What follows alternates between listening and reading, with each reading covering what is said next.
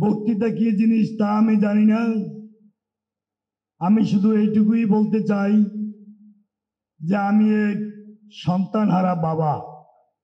আমি মোশাররফ হোসেন, গ্রাম উত্তর হোসনাবাদ, ইউনিয়ন ধুলিয়া, থানা বাউফল, জেলা পটুয়াখালী।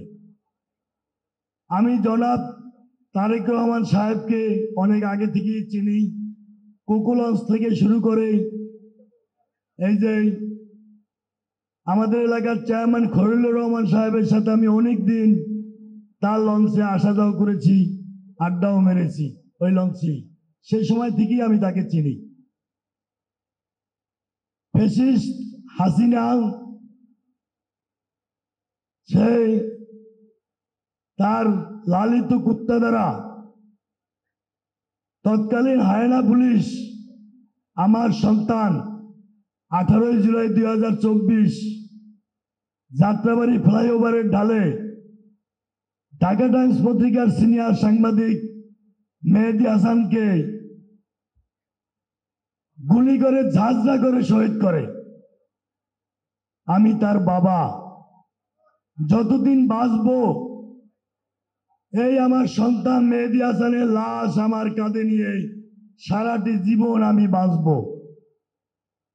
যার সন্তান হারিয়েছে তার বাবাই বলতে পারে তার সন্তানের লাশ কাঁধে নেয়া কত কষ্ট।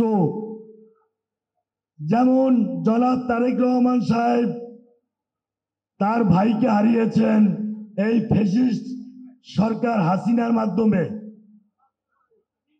তার মা আমার মায়ের মতো, তাকে পঙ্গুত্ব বরণ করতে হয়েছে এই ফ্যাসিস্ট হাসিনার কারণে।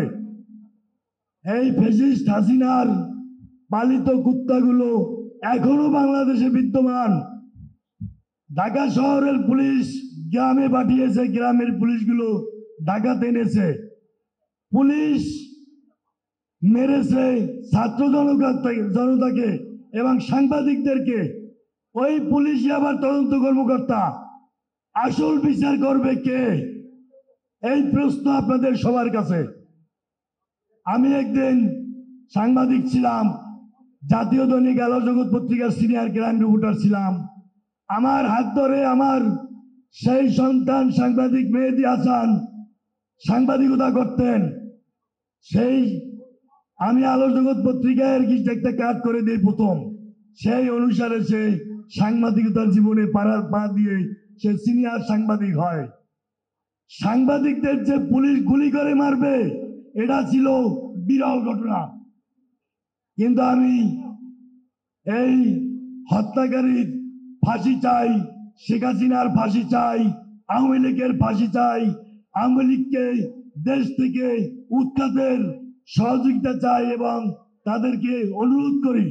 এবং আমি আগামী 5 তারিখে 5ই আগস্ট জনাব ডক্টর ইউনূস সাহেবের সাথে যেন একটু দেখা করতে পারি, সেই ব্যবস্থা দানে আমাকে মর্জি করবেন।